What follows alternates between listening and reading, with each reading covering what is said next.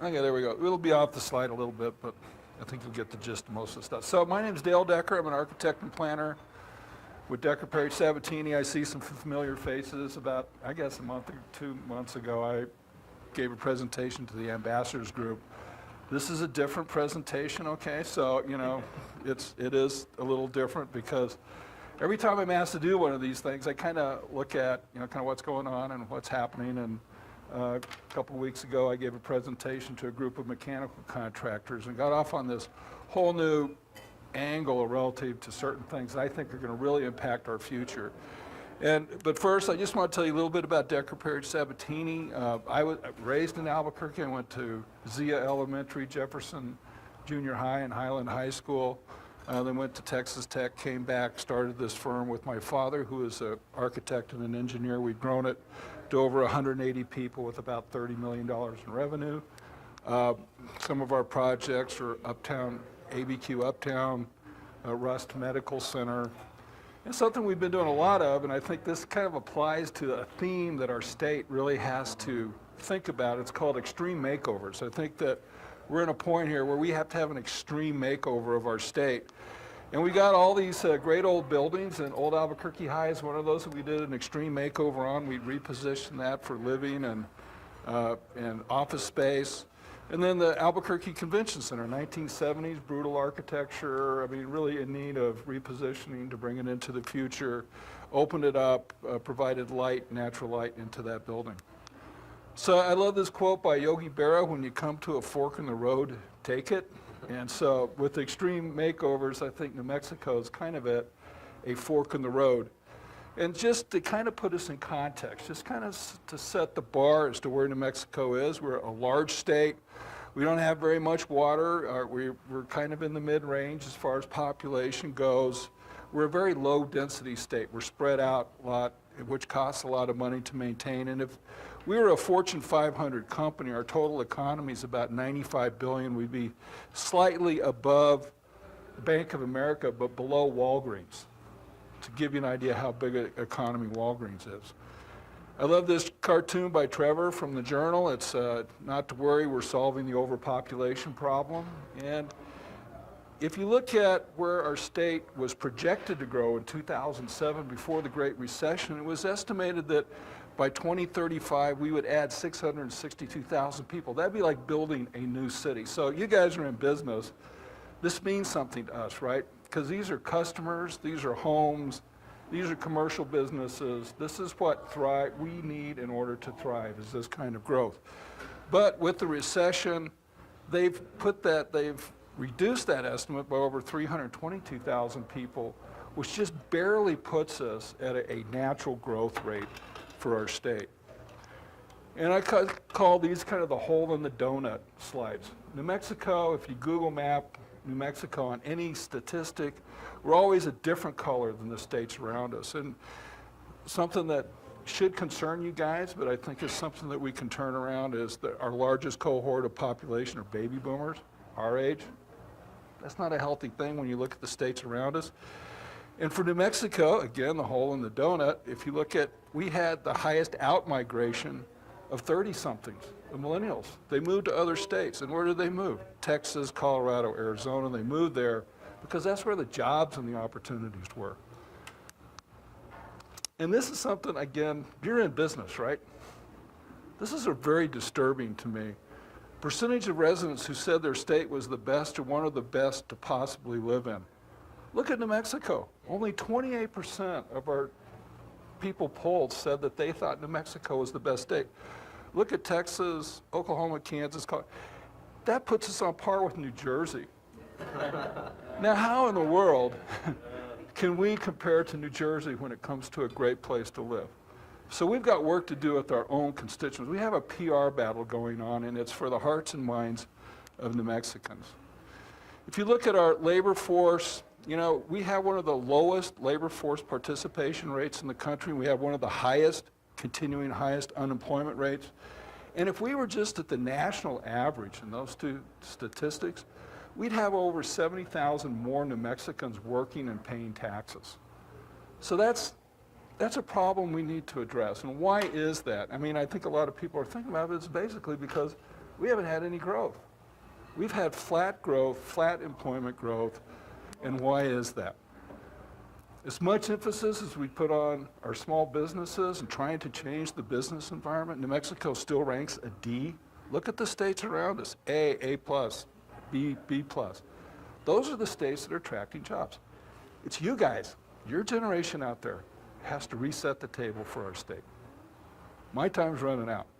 Okay, I'm gonna do what I can, and hopefully you guys will see that. But this is something that we have to address, and when you're ranked by Forbes as the 46th best place for business and careers, that's not gonna help us grow the economy, create business for you guys and your families, and keep you here.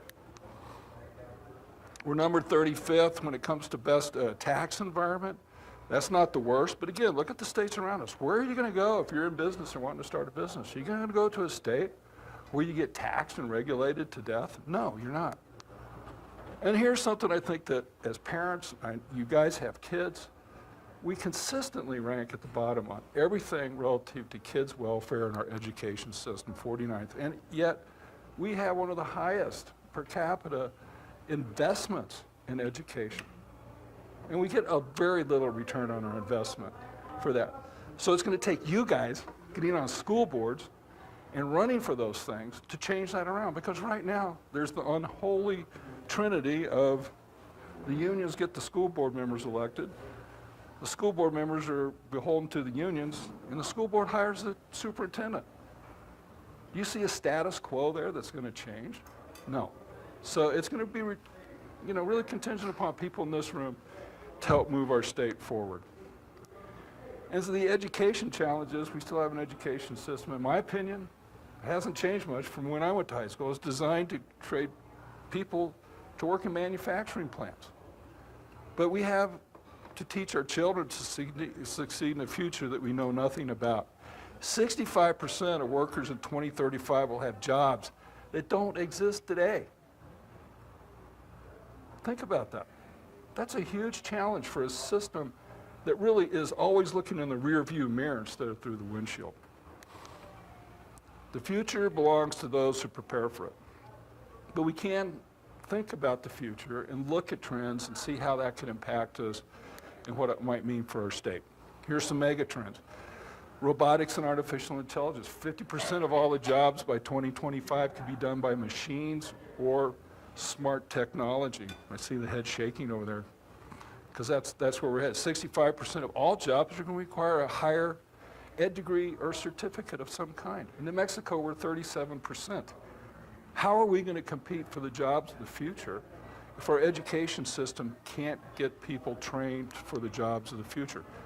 Think about the impacts of 3D printing, Industrial Revolution 4.0, smart machines, augmented reality, virtual reality, and then the Internet of Things, of all things, not just things, but everything, ubiquitous links, smart sensors, autonomous vehicles, and driverless cars.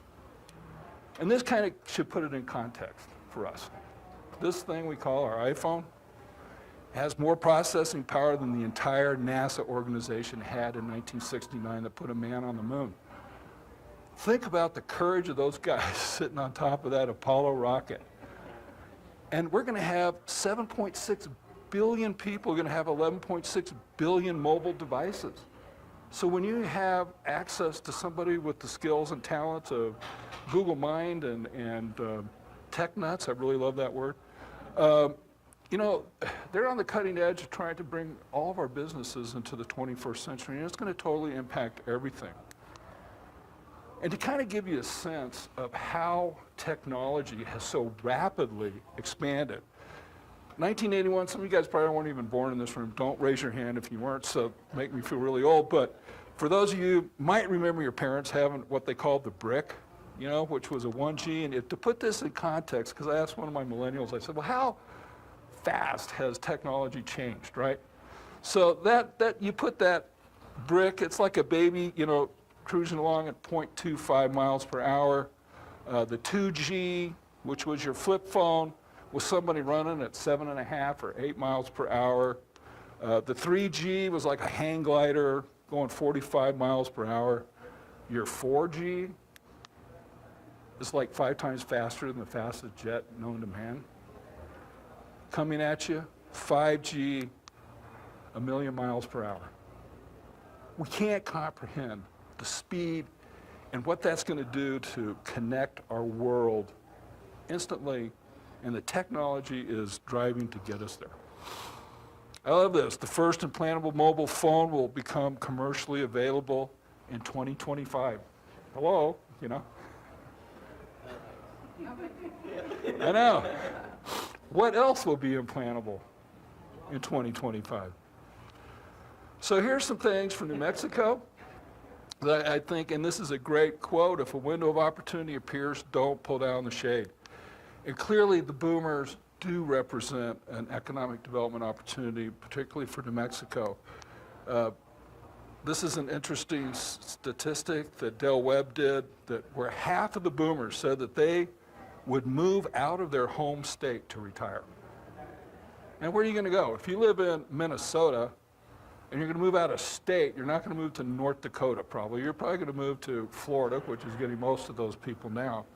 But we in New Mexico, I think, have to think a little bit differently, because there's also 9 million birders that are willing to go travel out of state to watch birds.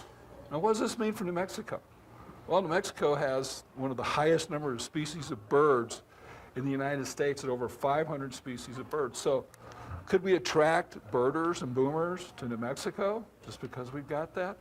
I think even if you got 0.1% of these people to move to New Mexico, that's a huge number, because every retiree that brings their pension and their assets into our state creates jobs, because you need service industries to support that. That's why Florida is continuing to grow, and those states that are attracting retirees and boomers to their state are also growing as well. So this is something, when we talk and ask anybody what they do like about New Mexico, they'll go through a litany of things, but eventually they're going to come back and they're going to say, we like the weather. The weather here is great. And something else we don't have is we don't have a lot of natural disasters. We don't have hurricanes, floods, tornadoes, tropical storms. We have the potential for earthquakes, but we surely don't have that many earthquakes. So is New Mexico positioned in this unique place where things are beginning to converge? And you know, whether you agree with this guy or not on a lot of things, he is raising tariffs, lowering corporate income tax, and the Tax Act really is designed to bring jobs back to America. And I think that's kind of what we're starting to see, this whole tussle of how do we get these jobs back. And if you look at this other statistic, there's a group out there called the Reshoring Initiative, where they're saying that America is at a competitive advantage for all those companies that offshored in order to get the cost of cheap labor. But here we go. Here's technology. As robotic processes, automation take hold, the automation itself will begin to chip away at the offshore competitive advantage of labor arbitrage. So if you're going to relocate a company from Taiwan, China, back to the United States, and it's going to be machine-driven, that can work 24/7, 365, where would you want to put that and make that major investment? Because it's going to be a huge capital investment. Well, to date, most of that investment is occurring in the southeast part of our country and on the East Coast. And they're concentrating in areas that are most subject to extreme weather, tropical storms, and natural disasters. So New Mexico has this unique opportunity, I believe, to look at the convergence of technology and just the changing landscape of the global economy to where we could provide a great place for business to attract. So can we market our weather and lack of natural disasters as a competitive advantage in attracting businesses, people, and retirees to New Mexico? Yeah, it's going to take marketing. New Mexico True is doing a great job, but it takes everybody in this room also to take that message out there and get it done. So we all know that this is going to totally change everything, and it's changing by the minute, by the day. And so this is just two quotes that I think kind of woke me up a little bit, made me start thinking about some impacts that it's going to have on my business, but also on all of our businesses. If you think that the internet has changed your life, think again, the Internet of Things is about to change it all over again. And then this person, the thing that keeps me awake at night, should keep a lot of CEOs awake at night, is the disruptive impact of the Internet of Things and connected devices. Everything talking to everything all of the time. So here it is. Get ready to be censored. And sensors are smart, they're smaller, cheaper, faster, they're connected, and they're embedded in all things. And so a smart sensor is a combination of a sensing device that has a microprocessor so you can communicate with sensors and create great data analytics, real time, all the time. It's connected to the Internet of Things, and the cloud. So all of these technologies are converging, are going to be around these little things called sensors. Of the future, you just look at, this is just one example of how sensors are going to change our lives when it comes to how we live, how our cities work, and how we connect things within those. So now and in the future, smart sensors will be used for fill in the blank. Everything. Everything.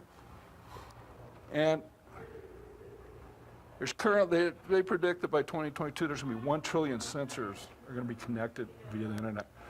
By 2035, they predict 45 trillion connected sensors. That's 5,000 per human being on Earth. It's going to be ubiquitous in everything that we do.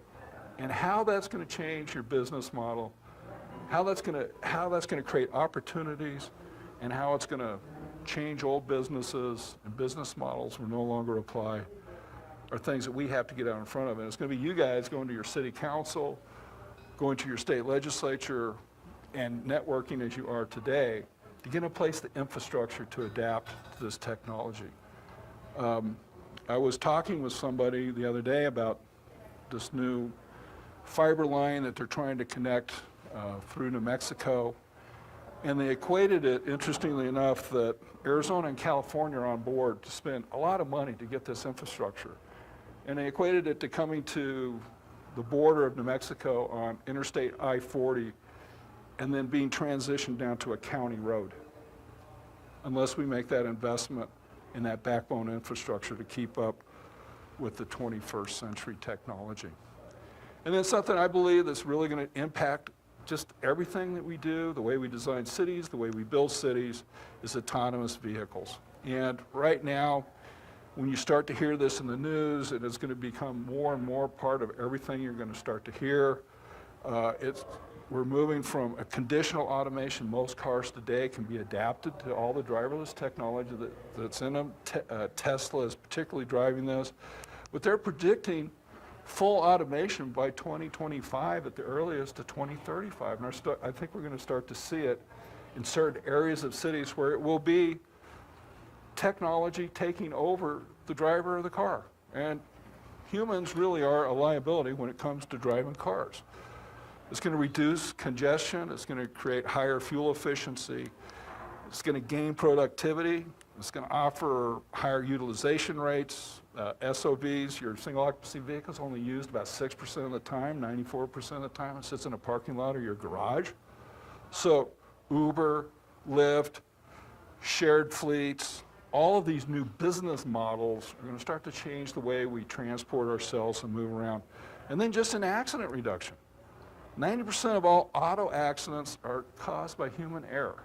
So even if you cut that number in half, which they're projecting that they can cut it by 10 times that amount, it's going to have a great impact. And think about the impacts on our workforce. You're in insurance. You sell a lot of auto insurance, right? You sell it based on the fact that us dumb human beings are going to get in traffic accidents, right? Yeah. That's right. So truckers, they're one of the largest single identified class of employments in our country. 1.8 million truckers. Auto body shops. What happens to those people when you no longer have wrecks and you no longer have the need for as many auto body shops? Drunken driving, it's a $132 billion problem in America. What's Ron Bell going to do? Okay? Auto accident, ER, we design our emergency room at Russ Medical Center around how many auto accidents are going to generate emergency room visits. What if those go away? And then stolen cars. Since we generate half the stolen cars in the world in our region, then just think about what police can be doing when they're not out trying to catch people stealing cars. So this technology is going to improve our lives, but it's going to create great disruption. So you have to be thinking about how it's going to impact your business model going forward, but also how it's going to create new and unique opportunities. And that's really how you got to look at it. You got to accept that disruption is going to happen, and pretty soon you're going to be looking and being picked up by cars like this. But just about the time you think that we've got autonomous vehicles figured out, Elon Musk says, hey, the future of transportation is going to be through personal drones. They're actually testing this in Abu Dhabi and Saudi Arabia. So here's something else that I think we, as New Mexicans, could really take advantage of in the next few years, okay? And it's called space. And it's my belief that the greatest earned media event in the history of mankind is going to occur in New Mexico. Later this year, early 2019, when Richard Branson, who's an entrepreneur, and we built a purpose-built spaceport just for him, goes into suborbit and opens up space for mankind. He is. Virgin, these guys are the master of self-promotion and earned media. Think about the billions of dollars of earned media Virgin Galactic and Virgin Brand is going to get, Virgin Airways is going to get when he goes up in space. The Today Show is going to do, Today Morning Show is going to do a 3-hour live broadcast from Spaceport America. 550 million people saw Neil Armstrong set his foot on the moon. What do you think? A couple billion people will watch this because they'll get it real time on their cell phones. And part of the problem is nobody knows exactly when it's going to happen, but they're ramping up. It's an ego battle between billionaires to get into space first. And so my question is what's going to happen when 60,000 people show up in Upham, New Mexico the day of Virgin Galactic's first launch? Who's been to Upham, New Mexico? What's there? Nothing. You got it. In the middle of nowhere. It's in the middle of nowhere. And so, could this be New Mexico's Olympic moment, or could it be New Mexico's Woodstock moment? Olympic moment is you plan on it. You spend a lot of money to get that advertisement for your city or your state, and they bid on these kinds of things. Woodstock moment is they planned on 50,000 people and over 1 million showed up. And that could be New Mexico's. My greatest fear is that Branson, they're going to protect their brand at all costs. They're going to have the fan just right. His hair's going to be blowing. It's going to be the Christopher Columbus of outer space. Virgin, Virgin, Virgin, Virgin, Virgin. And then the backstory is going to be a KOAT helicopter flying over a line of traffic 10 miles long with people stuck out in the middle of the desert trying to get in to see it. I like this. You never get a second chance to make a good first impression. If you're interested, we have started a group called Ambassadors for Spaceport America. Leave me your card. We'll put you on our email list where there's a great event going on down there this next weekend where they have over 1,200 college students launching rockets that they've made. It was on the news the other night out of Spaceport. So things are ramping up and getting ready to happen. But that's just the first thing. So we built this we've made this $250 million investment out in the middle of nowhere for some British guy to go into outer space and become the Christopher Columbus of space. And so what do we do with it? And where does it go? What's Spaceport America 2.0? And this is a billionaire's game right now. These 4 billionaires have a combined net worth of $250 billion. And they're all in it, I believe, for a lot of the same reasons. And I don't know if this video clip will play next. Okay. So this is put out by SpaceX. This is where they're going. This is where this is all headed. This is all headed to point travel on Earth. Branson's going to get up into low Earth orbit and get to any place on Earth in 3.5 hours. But here's what SpaceX is trying to do. They're trying to get, with their retrievable rockets, any place on Earth in 30 minutes. And you think about the technology and what that would disrupt as far as travel and business connectivity and just our global connectedness. It's amazing. And they're working on this technology. It was being developed primarily for NASA to supply space shuttles. But really, I believe that Spaceport America is an actuarial exercise. 250 trips, one blows up, you can price the insurance then, right? Right. And that's right now, they're going up there without insurance. But once they can figure out what the actuarial cost is going to be, they'll move out of Spaceport America and go other places. So that challenges us as New Mexicans is what do we do with Spaceport 2.0? And again, you'll see this.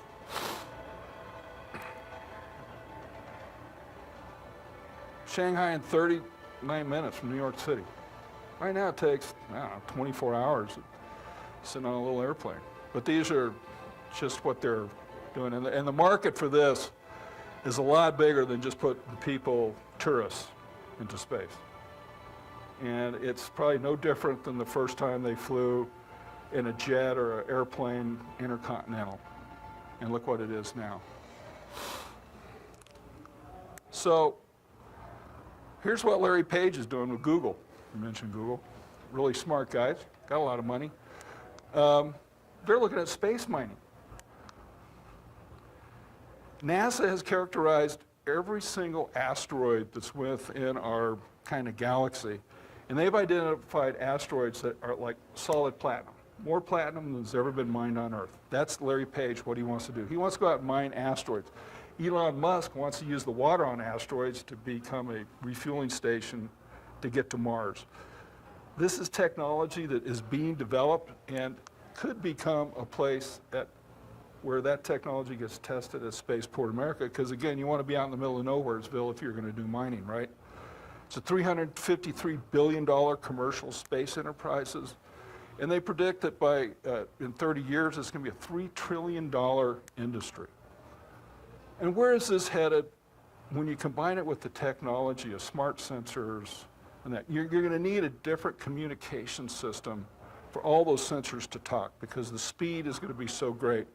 And right now, Space 1.0 is all about these satellites. They're 27,000 miles above the Earth. They sit in one position. That's why your satellite dish is set the way it is, and they're huge satellites. Space 2.0 are going to be satellites. They're as big as a cereal box. And they're going to be in space at 1,000 miles above Earth. They're going to cost less than $2 million, and they're going to be built quicker, faster, and more ubiquitous. One World Web is going to build a network of these small satellites at 1,000 miles above the Earth. That's going to power 5G communication globally. Every place on Earth is going to be connected as a result of what One World Web is doing with low Earth orbit satellites. But here's a challenge, right? There's 22,000, since we put Sputnik up, we didn't, but the Russians did. We put 22,000 objects in space that range from the size of a basketball to a semi-tractor trailer, and it's just floating around there. And I kind of equated this to, what if your car broke down and you just abandoned it in place on the freeway, right? And it just stayed there. Well, that's what we've done in space. They estimate that there's $300 billion worth of non-functioning satellites drifting through space. So someplace, we're going to have to figure out a way to go out there and reclaim that stuff, bring it back down to Earth, or build it and repurpose it and put it in space. And where do you put a junkyard? You don't put a junkyard in the middle of New York City, you put it out in the middle of nowhere, right? So that technology is actually being developed through a joint venture between, guess who? NASA and Waste Management. They're thinking about how to go out there and reclaim this out of space. So why not Spaceport America? I love this garbage truck going up into space. That could be Spaceport America 2.0 and could generate economic development. So can New Mexico create a global brand for space? Innovation, technology, and commercialization. We've made the investment, now we need to get a return on it. So this is true, the future ain't what it used to be. And here's our $64,000 question for everybody in this room is, do we have the willpower to build a great region and great state? That's it. And it's going to take you guys to be involved. And we need to grow regionally by about 16,000 people per year in order to just get the growth back, to drive the housing demand, to drive the new insurance policies, to drive the business you do. Our growth has been flat. We've had actually more people moving out than moving in. And it's all about creating jobs. So anything you can do to help create jobs with your city council, with your legislature, with your other businesses is going to be good. And how are we going to do it? Business needs to take a leadership role. This is not a government problem. This is a business problem. We keep thinking it's government, but it really is our problem to figure out. Government thinks it's their problem to figure out. If we let them try to figure it out for us, we're sunk. Okay? They know how to figure out how to get reelected. They're not really there to figure out how to look into the future and move our state forward. You got to vote for pro-growth, pro-business candidates. Don't expect anybody to do it for you. Get involved. Promote your city and region. Be an ambassador, which all you guys obviously are. Be positive and believe we can. We got to change around that 28% people that believe we're a great place to live. That's not a way to attract people to your city. So we all know that New Mexico is a little unique in the world, but here's, I think, the three things that we have that we differentiates us in the market, in the global marketplace. Beautiful nature, beautiful weather, beautiful sense of place, this deep culture that goes back generations and generations. And what this is a Zuni concho that's about 3 inches in diameter. We have this technology. This is a micro machine designed out of Sandia National Labs that's 1/100th the diameter of a human hair. Look at the design of those things. Only New Mexico can show that slide. No place else in the world can. So we need to celebrate what makes New Mexico, and be New Mexico true. So thank you. I went over by 7 minutes, but I appreciate the opportunity to visit with you.